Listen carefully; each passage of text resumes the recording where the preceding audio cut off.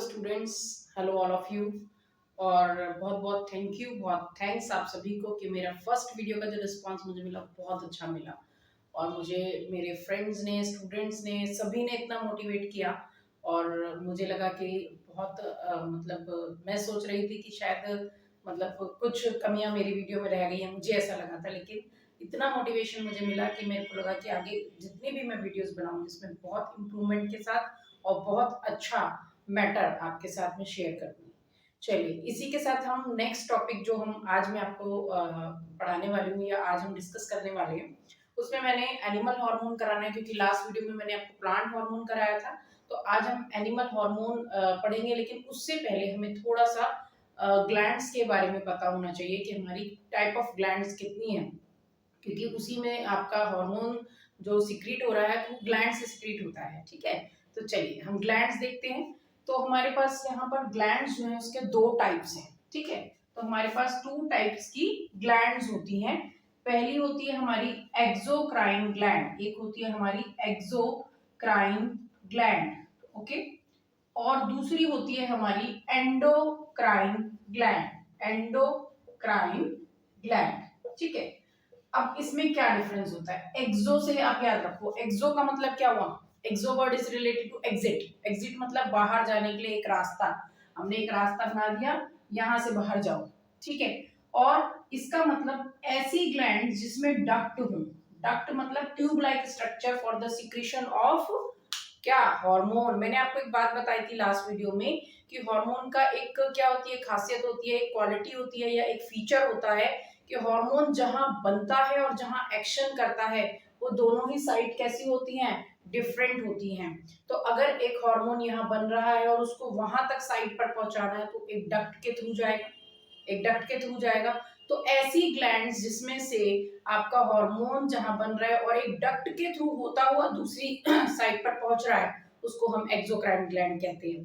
For example, जैसे आप एक कोई टैप वाटर है, हमको वहां से हम क्या लगाते हैं, हम कूलर लगाते हैं, कूलर में पानी भरना होता है, पाइप लगा देते हैं।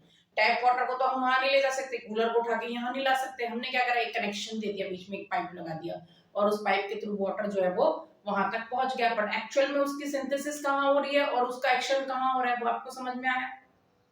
In the same way exocrine gland में हार्मोन जो बन रहा है वो किसी एक पर्टिकुलर ग्लैंड में बन रहा है और वो कहाँ पहुंचना है, किसी पर्टिकुलर ऑर्गन या टारगेट ऑर्गन तक पहुंचना है, तो उसे हम एक्सोक्राइन ग्लैंड कहेंगे। वहां पर क्या होगा, वहां पर हमको एक डक्ट चाहिए होगी, तो इसीलिए दोज ग्लैंड्स हैविंग डक्ट और कॉल्ड एक्सोक्राइन ग्लैंड। और एंडोक्राइन कौन सी होंगी? डक्टलेस ग्लैंड होगी, इन्हें हम डक्टलेस कहते हैं। ये कहाँ करती है अपना सिक्रीशन, इन्हें हम डक्टलेस कह रहे हैं। तो ये कहाँ सिक्रीट कर रही है? ये ब्लड में डायरेक्ट सिक्रीट कर रही है। ऐसा हार्मोन जिसे हम ब्लड में ही डायरेक्ट रिलीज कर दे, जहां पर उसका ऑर्गन जो है, जहां पर वो बन रहा है, ग्लैंड जो है जहां पर वो बन रहा है, उसे ब्लड में ही रिलीज कर दिया और सीधा वो कहाँ, आपका ब्लड जहां जहां जाएगा, ब्लड क्योंकि ट्रांसपोर्ट करता है, तो जहां जहां हमारा ब्लड जाएगा वहां वहां पे हमको वो हार्मोन मिल जाएगा। फॉर एग्जाम्पल, जैसे अब हमारी ग्रोथ होनी होगी, हमारी ग्रोथ होनी है तो हमारी ग्रोथ कोई पर्टिकुलर एक ऑर्गन की तो होती नहीं, पूरी बॉडी की ओवरऑल ग्रोथ होती है। तो ग्रोथ हार्मोन को क्या पर्टिकुलर ऑर्गन के पास भेजना है? नहीं, ग्रोथ हार्मोन को कहाँ भेजना है? ब्लड में छोड़ दो। ब्लड जहां जहां जाएगा वहां वहां हार्मोन जो है वो पहुंच जाएगा, तो सारे पार्ट्स की ग्रोथ हो जाएगी। तो ग्रोथ हार्मोन जहां से रिलीज हो रहा है वो कैसी ग्लैंड हो गई? वो एंडोक्राइन ग्लैंड हो गई। Is it clear? वो एंडोक्राइन ग्लैंड हो गई, मतलब वहां किसी डक्ट की जरूरत नहीं है, सीधा हमने ब्लड में रिलीज कर दिया। लेकिन कुछ ऐसी ग्लैंड्स हैं जो डायरेक्ट उस हार्मोन को सिर्फ उस पर्टिकुलर हमें एक टारगेट ऑर्गन तक ही उसको पहुंचाना है और वहीं पर ही वो एक्शन करेगा और किसी जगह पर उसकी जरूरत नहीं है। फॉर एग्जाम्पल, जैसे कि हमारा आपका पेंक्रियाज हो गया, पेंक्रियाटिक डक्ट होती है, उसमें आप पेंक्रियाटिक जूस पर, तो हार्मोन नहीं है, चलो जूस हो गया, डाइजेस्टिव सिक्रेशन जो हो रहा है हमारा वो भी आपके डक्ट के थ्रू हो रहा है। या फिर आपका जैसे मेल में टेस्टीज होता है या फीमेल में ओवरीज होती हैं, तो आपकी वहां पे डक्ट होती है, ओवरीज में फैलोपियन ट्यूब या ओविडक्ट बोलते हैं। और मेल्स के अंदर टेस्टीज जो है, हमारे रिप्रोडक्टिव पार्ट जो है, उनके लिए कौन सी डक्ट होती हैं? उनके लिए आपके वासा डिफरेंशिया या वासा डिफरेंशिया करके डक्ट्स होती हैं। तो अब हम क्या देखते हैं कि ये डक्ट के थ्रू ही ये हार्मोन जो है वहां पर जाएगा और एक्शन करेगा और मेल और फीमेल गैमेट की प्रोडक्शन होगी या उसकी मेल रिप्रोडक्टिव सिस्टम जो आपका जब काम करेगा तो उसके अंदर आपका इसी तरीके से हार्मोन जो है वो रिलीज होगा डक्ट के थ्रू, तो उसे हम एक्सोक्राइन ग्लैंड बोलेंगे। तो ये दोनों बातें क्लियर हैं। एक हमारी ग्लैंड हो गई एक्सोक्राइन ग्लैंड और एक हमारी ग्लैंड हो गई एंडोक्राइन ग्लैंड। अब इसी को हम आगे बढ़ाते हुए देखते हैं कि हमारे पास टोटल नंबर ऑफ ग्लैंड्स कितनी है और कहाँ कहाँ लोकेशन है। ठीक है, क्योंकि बेटा देखो जो हमारे पास ग्लैंड्स और उनके फंक्शंस हैं, जैसे अब हमने प्लांट में तो मैंने आपको 5 पढ़ा दिए थे, लेकिन हार्मोन जो एनिमल्स में तो वो तो और भी ज्यादा है। तो हमें अभी बहुत ज्यादा नहीं और बहुत कम नहीं, एनसीईआरटी से हम थोड़ा सा ज्यादा करेंगे और रेफरेंस बुक से थोड़ा सा कम। मैं और भी डीप में कराऊंगी आपको सारे हार्मोन्स और सारे ग्लैंड्स के फंक्शन बिल्कुल डीप में। आगे कोई बहुत ज्यादा मतलब उसके लिए मुझे वीडियो जो है थोड़ी सी लंबी बनानी पड़ेगी। अभी मैं बेसिक बेसिक करा रही हूँ ताकि आप अगर एक एग्जाम पॉइंट ऑफ व्यू से अगर 10 मिनट 15 मिनट का टाइम देकर अगर आप इस वीडियो को देख लोगे, बस उतने में ही आपका कंसेप्ट क्लियर हो जाएगा। बहुत ज्यादा डिटेल में जाने की जरूरत नहीं पड़ेगी। एग्जाम ओरिएंटेड वीडियो है जहां से सिर्फ एग्जाम से क्वेश्चन आना ही आना है इस वीडियो में से। मतलब कि बोर्ड में हमारा अगर प्लांट हार्मोन एक सेट में आपका आ गया तो दूसरे में आपको एनिमल हार्मोन मिलेगा ही मिलेगा, या दोनों में से एक एक क्वेश्चन मिल जाता है। चलिए, तो अब हम टोटल अपनी ग्लैंड्स देखते हैं पहले कौन कौन सी हैं और उनमें हमें फिर हार्मोन कौन कौन से रिलीज होंगे वो पढ़ेंगे, पर पहले उनकी लोकेशन देखेंगे। ठीक है, तो सबसे पहली जो हमारी ग्लैंड हमको देखनी है वो है हाइपोथैलेमस ग्लैंड। हाइपोथैलेमस ग्लैंड, ठीक है। अच्छा, अब दूसरी कौन सी है? दूसरी है हमारी पिट्यूटरी ग्लैंड। पिट्यूटरी ग्लैंड जो है वो हमारी दूसरी ग्लैंड है। ठीक है, तीसरी कौन सी है? थर्ड नंबर पे पीनियल ग्लैंड, या कई जगहों पर आपको पाइनियल भी बोल देते हैं, इसको पीनियल ग्लैंड भी बोल देते हैं हम। ठीक है, अब ये तीनों ग्लैंड्स हो गई। उसके बाद फोर्थ नंबर पे देखें हम तो हमारे पास आ जाती है थायराइड ग्लैंड।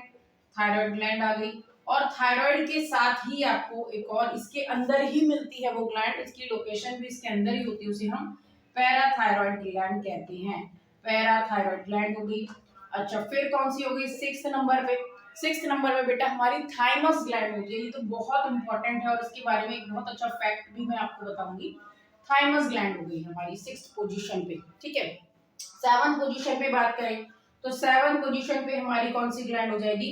एड्रीनल ग्लैंड हो जाएगी। एड्रीनल ग्लैंड हो जाएगी सेवंथ पे हमारी एड्रीनल ग्लैंड, जो कि हमारी किडनी के ऊपर लोकेशन होती है।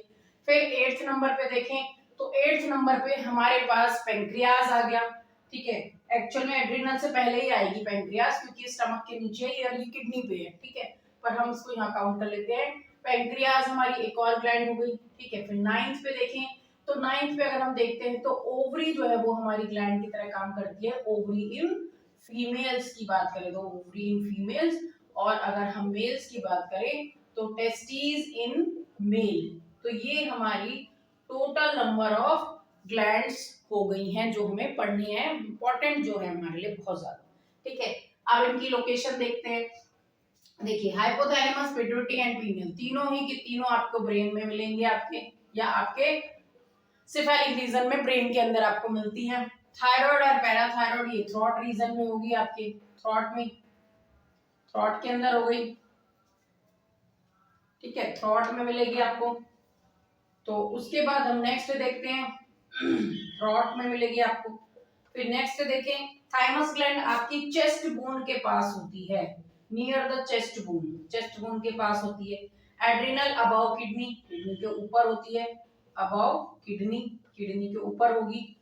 और फिर हमारी पैंक्रियाज अभी बताया मैंने, बीनीथ द स्टमक, स्टमक के नीचे, बीनीथ स्टमक, स्टमक के नीचे मिलेगी आपको।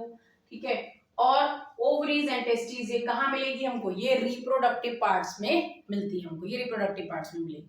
तो हमारे पास there are 10 number of glands, out of which all these are endocrine gland, but pancreas is exocrine and it is act as a both endocrine and exocrine। बहुत इंपॉर्टेंट आपको ये बात याद रखनी है, पैंक्रियाज ही हमारी एक ऐसी लौती ग्लैंड है, ऐसी जो एक्सोक्राइन एंडोक्राइन दोनों की तरह ही काम करती है। कैसे करती है वो मैं आपको बताऊंगी, मतलब दोनों की तरह काम करती है। जब इसका को पैंक्रेटिक जूस रिलीज करना होगा then it will act as a exocrine gland, क्योंकि पैंक्रेटिक जूस पैंक्रेटिक डक्ट के थ्रू रिलीज होगा। ठीक है, और उसके बाद ये पैंक्रेटिक डक्ट होगी और एक लिवर से बाइल डक्ट आएगी and they together form a cystic duct, जिसको हम सिस्टिक डक्ट या कॉमन डक्ट बोलते हैं। उसके बाद हमारी ओवरी और टेस्टिस, ये दोनों भी एक्सोक्राइन ग्लैंड है।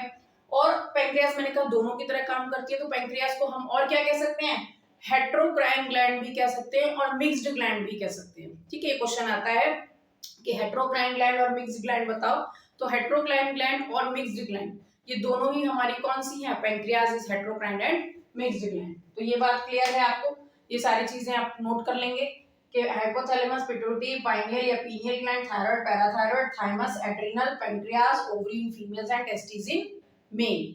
चलिए अब हम वन बाय वन देखते हैं थोड़ा सा इसका फंक्शन। ठीक है, तो सबसे पहली ग्लैंड हमारे पास कौन सी है बेटा, हाइपोथैलेमस ग्लैंड होती है। सबसे पहली ग्लैंड कौन सी होती है, हाइपोथैलेमस ग्लैंड होती है।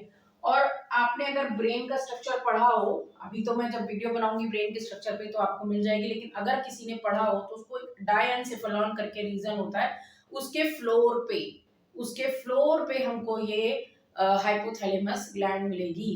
क्योंकि देखो ब्रेन के लिए हम टर्म यूज करते हैं एनसेफेलॉन, एनसेफेलॉन। ठीक है, ब्रेन के लिए जैसे हम हार्ट के लिए क्या वर्ड यूज करते हैं, हार्ट के लिए हम यूज करते हैं क्या, हार्ट के लिए हम यूज करते हैं कार्डियक।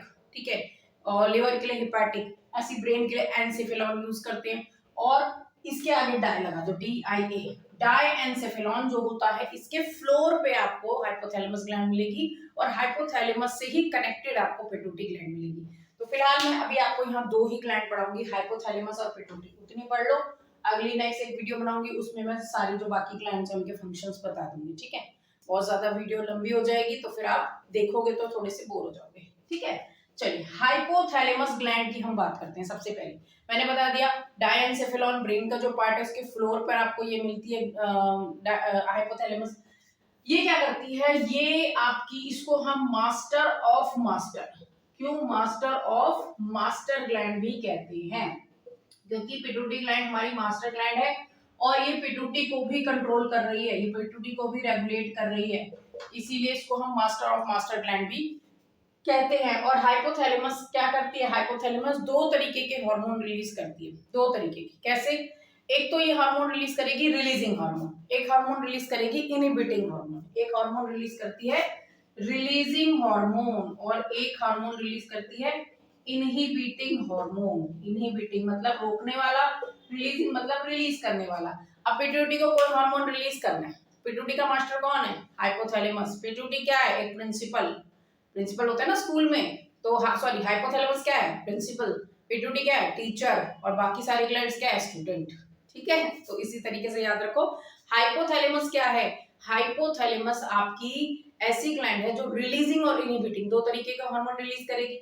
अब रिलीजिंग हार्मोन मतलब अगर पिट्यूटरी को कोई हार्मोन रिलीज करना है तो पहले उसे सिग्नल कहां से मिलेगा, हाइपोथैलेमस से सिग्नल मिलेगा।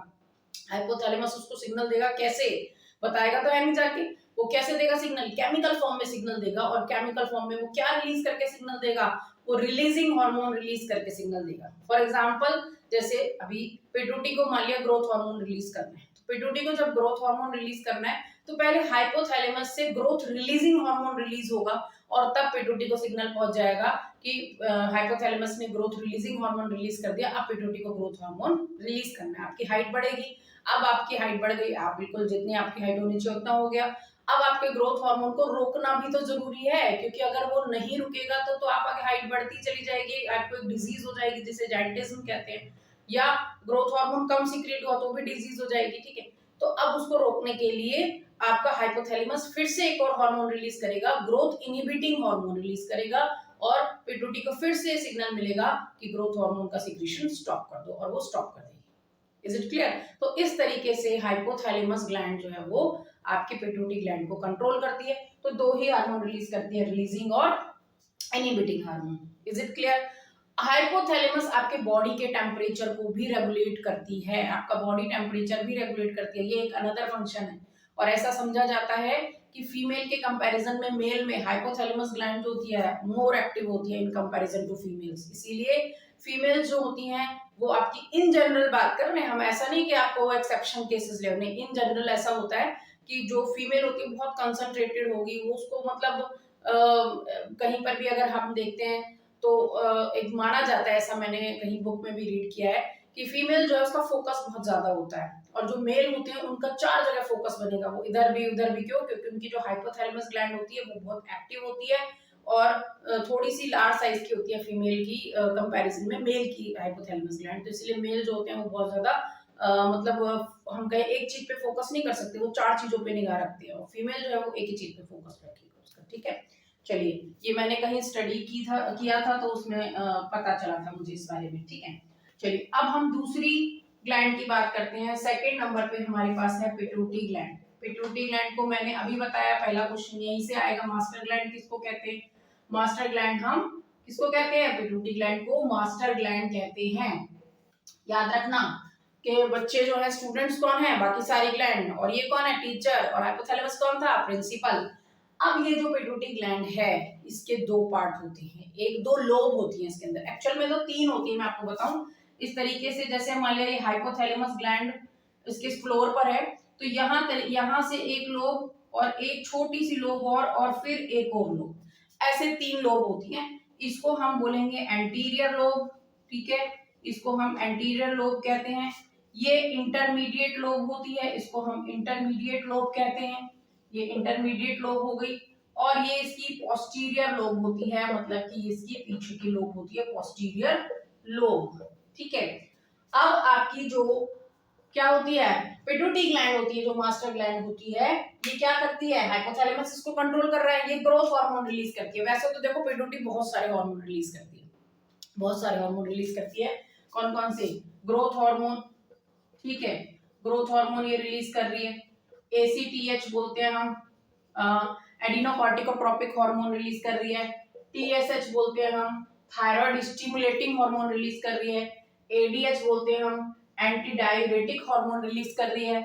उसके बाद ऑक्सीटोसिन बोलते हैं हम, ऑक्सीटोसिन भी रिलीज कर रही है। और भी अदर हार्मोन रिलीज कर रही है। और ड्यूरिंग प्रेगनेंसी तो आपकी बॉडी के अंदर हार्मोनल चेंजेस होते हैं, तब और भी एक्स्ट्रा हार्मोन बॉडी में बनते हैं, पर हम नॉर्मल कंडीशन की बात कर रहे हैं। तो अब हम बात करते हैं सबसे पहले ग्रोथ हार्मोन की। अभी मैंने बताया ग्रोथ हार्मोन बॉडी के अंदर रिलीज होना है, अब पिट्यूटरी को रिलीज करना है। तो पिट्यूटरी कैसे रिलीज करेगी? पहले हाइपोथैलेमस उसको रिलीजिंग हार्मोन रिलीज करेगा। किसका? ग्रोथ हार्मोन का। ग्रोथ रिलीजिंग हार्मोन रिलीज करेगा, उसके बाद पिट्यूटरी को सिग्नल पहुंचेगा और पिट्यूटरी ग्रोथ हार्मोन रिलीज करेगी। अगर ग्रोथ हार्मोन बॉडी के अंदर कम रिलीज हुआ तो क्या होगा? हाइपोसिक्रीशन हो जाएगा इसका। हाइपोसिक्रीशन, हाइपोसिक्रीशन का क्या मतलब है? कम रिलीज होना। तो क्या होगा? ड्वार्फिज्म हो जाएगी, बोनापन जिसको हम कहते हैं, हाइट का ना बढ़ना, ड्वार्फिज्म। और अगर बहुत ज्यादा रिलीज कर दिया तो क्या होगा? जाइंटिज्म हो जाएगी। जाइंट देखते हो? राक्षस। जाइंटिज्म हो जाएगा, मतलब कि बहुत ज्यादा ही ये हार्मोन आपकी बॉडी के अंदर रिलीज हो गया। तो इसके लिए भी एक मैकेनिज्म होता है कि कैसे पता हो कि हार्मोन ज्यादा रिलीज नहीं होना चाहिए, कम रिलीज नहीं होना चाहिए। तो इसको कौन कंट्रोल कर रहा है? हाइपोथैलेमस ही तो कंट्रोल कर रही है। फिर ज्यादा होने लग गया तो हाइपोथैलेमस ने इनहिबिटिंग हार्मोन रिलीज करके सिग्नल दे दिया। कम रिलीज हुआ तो हाइपोथैलेमस ने रिलीजिंग हार्मोन रिलीज करके सिग्नल दे दिया। तो इस तरीके के मैकेनिज्म को, जिसपे कि रेगुलेशन हो रहा है कंसंट्रेशन ऑफ हार्मोन का, कि हार्मोन जो है ना ज्यादा रिलीज हो रहा है ना कम, उसको हम कहते हैं feedback mechanism. Very very very much important. हम उसको क्या कहते हैं? Feedback mechanism. ठीक है, इसको हम कहते हैं फीडबैक मैकेनिज्म। याद रखेंगे कि फीडबैक मैकेनिज्म क्या है। Regulation of concentration of hormone is it called feedback mechanism. ठीक है, अब एक और बात याद रखना, जितने भी मैंने आपको हार्मोन बताए, growth, ACTH, TSH, ADH, oxytocin और भी अदर हार्मोन्स आप पढ़ते हैं, तो आपको सिर्फ एक बात याद रखनी है कि जो आपका पोस्टीरियर पार्ट है, किसका?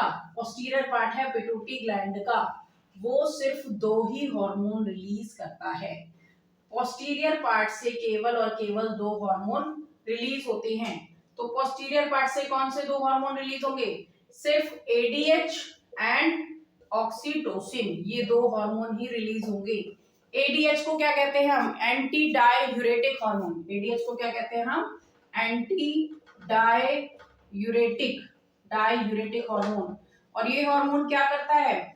ये हार्मोन आपका, जब आपकी बॉडी के अंदर पानी की कमी हो जाए, डिहाइड्रेशन हो जाए, तो ये हार्मोन क्या करेगा? ये हार्मोन, एडीएच हार्मोन, डीसीटी पर, नेफ्रॉन का स्ट्रक्चर पढ़ेंगे तो उनको पता होगा डीसीटी क्या होता है, और अगर नहीं पढ़ा तो नेफ्रॉन का स्ट्रक्चर जब पढ़ाऊंगी, जब पढ़ना, नेफ्रॉन का स्ट्रक्चर होता है उस पर एक डीसीटी होता है, डिस्टल कॉन्वोल्यूटेड ट्यूब्यूल, वहां पर ये एक्ट करेगा और ये वाटर को क्या करेगा, पानी को और आयंस को जाने नहीं देगा, रोक लेगा। आपको कई जगहों पर एल्डोस्टेरॉन लिखा मिलेगा, एल्डोस्टेरॉन भी यही काम कर रहा है, वो किडनी खुद बना रही है और ये पिट्यूटरी ग्लैंड से जा रहा है। ठीक है, एल्डोस्टेरॉन आपका किडनी खुद बना रही है और ये वहां से जा रहा है, लेकिन किडनी खुद कब बना रही है, जब एडीएच वहां गया, एडीएच ने बोला, सिग्नल दिया वहां जाके, तब किडनी ने बनाना शुरू किया। ठीक है, तो एडीएच आपको समझ में आ गया, एंटी डाययूरेटिक हार्मोन बहुत इंपॉर्टेंट है, इसका एक और नाम पूछा जाता है, what is the another name of ADH, vasopressin. Vasopressin, ये क्वेश्चन आया है एग्जाम में और कई बार आता है। उसके अलावा एक और हार्मोन आप देख रहे हो, ऑक्सीटोसिन। ऑक्सीटोसिन हार्मोन भी पोस्टीरियर पिट्यूटरी से रिलीज होता है और ये क्या करता है, इसे हम बर्थ हार्मोन भी कहते हैं। जब बच्चे का जन्म होना होता है तो ऑक्सीटोसिन का इंजेक्शन दिया जाता है, पेन को बढ़ाने के लिए, यूट्रस की कॉन्ट्रैक्शन और रिलैक्सेशन को बढ़ाने के लिए ऑक्सीटोसिन दिया जाता है। नेचुरली भी बनता है पोस्टीरियर पिट्यूटरी से और आर्टिफिशियली भी देते हैं। ठीक है, उसके बाद हम ये देखते हैं कि ये दोनों ही हार्मोन आपके पोस्टीरियर पिट्यूटरी से रिलीज होते हैं। उसके बाद इंटीरियर इंटरमीडिएट लोब से याद रखना, एक ही इंटरमीडिएट से भी सिर्फ एक ही याद रखना है आपको, बाकी और कोई नहीं याद रखना। इंटरमीडिएट से आपका मेलेनिन पिगमेंट, मेलेनिन या मेलेनोसाइट, मेलेनोसाइट सेल्स होते हैं। मेलेनोसाइट सेल्स जो क्या करते हैं, मेलेनिन पिगमेंट बनाते हैं। और मेलेनिन पिगमेंट क्या करता है, मेलेनिन पिगमेंट स्किन कलर देता है आपकी बॉडी को, स्किन कलर। जैसे आप कहते हो ना कि हम धूप में बैठते हैं तो हम काले हो जाते हैं, तो एक्चुअल में तो फैक्ट ये है कि मेलेनिन पिगमेंट जिन सेल से बन रहा है मेलेनोसाइट, वो सेल्स लाइट के लिए बहुत सेंसिटिव है, मतलब उनको लाइट जैसी मिलती है तो वो एक्टिवेट हो जाती है। तो अगर आप बहुत ज्यादा धूप में बैठोगे तो क्या होगा, वो सेल्स और ज्यादा एक्टिवेट होंगे, और ज्यादा एक्टिवेट होंगे तो और ज्यादा मेलेनिन बनाएंगे, और जितना ज्यादा मेलेनिन आपकी बॉडी में बनता है आपका कॉम्प्लेक्शन उतना डार्क हो जाता है।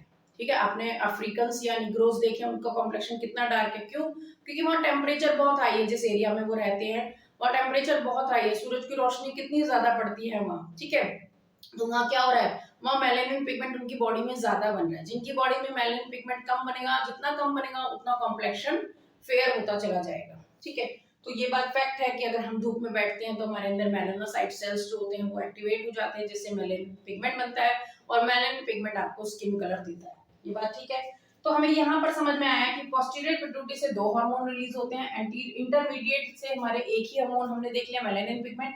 बाकी जितने भी आप पढ़ोगे वो सब के सब एंटीरियर पिट्यूटरी से रिलीज होंगे, सब के सब जितने मैंने आपको बताया, टीएसएच, एसीटीएच, ग्रोथ हार्मोन और भी बहुत सारे जो मैंने बताया ड्यूरिंग प्रेगनेंसी। वो जब मैं आपको प्लेसेंटा फॉर्मेशन जब होगी, जब प्लेसेंटा भी आपका एक तरीके से एंडोक्राइन ग्लैंड की तरह एक्ट करता है, तो वो मैं थोड़ा सा डिटेल में आपको बाद में बताऊंगी। अभी सिर्फ मैं उतना बता रही हूँ जितना एग्जाम पॉइंट ऑफ व्यू से बहुत इंपॉर्टेंट है। ठीक है, तो इन बातों को याद रखना। जितने भी बाकी ग्रोथ हार्मोन कहाँ से रिलीज हो रहा है, एंटीरियर लोब से। ठीक है, और आपको पता है ये पिट्यूटरी ग्लैंड कितनी बड़ी होती है, जो यहाँ पर तो आपको दिख रही है और आपको ये भी दिख रहा है कि इसके कितने इंपॉर्टेंट फंक्शंस हमको समझ में आ गए। अगर मैं आपको सच बताऊं तो बेटा ये ग्लैंड मटर क्या दाना होता है ना, मटर का दाना उतनी होती है ग्लैंड। अब ये सोच लो कि ये मटर के दाने जितनी ग्लैंड कितनी इंपॉर्टेंट है, लेकिन ये मटर के दाने जितनी ग्लैंड हमारी बॉडी में ना हो तो सोचो कि कितने सारे हार्मोन्स का फंक्शन रुक जाएगा। ठीक है, तो ये मैंने आपको बताया।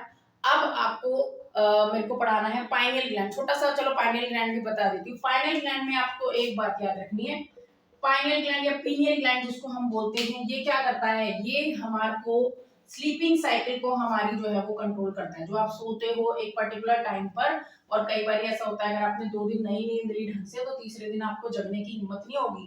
क्यों, क्योंकि ये पाइनियल ग्लैंड उसको कंट्रोल कर रहा है। इसे हम बायोलॉजिकल क्लॉक भी कहते हैं, बायोलॉजिकल क्लॉक भी कहते हैं।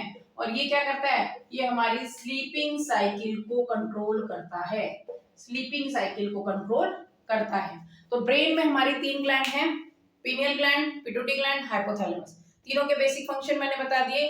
नेक्स्ट वीडियो में मैं आपको थायराइड में जो आपका है वो बताऊंगी और उसके बाद की बाकी ग्लैंड्स बताऊंगी। ठीक है, it is enough for today. Thank you so much for your support. I hope you like my video. और अगर आपको अच्छी लगती है तो मुझे और मोटिवेट कीजिएगा। और मोटिवेट कैसे करेंगे, सब्सक्राइब करके और लाइक करके। Thank you so much.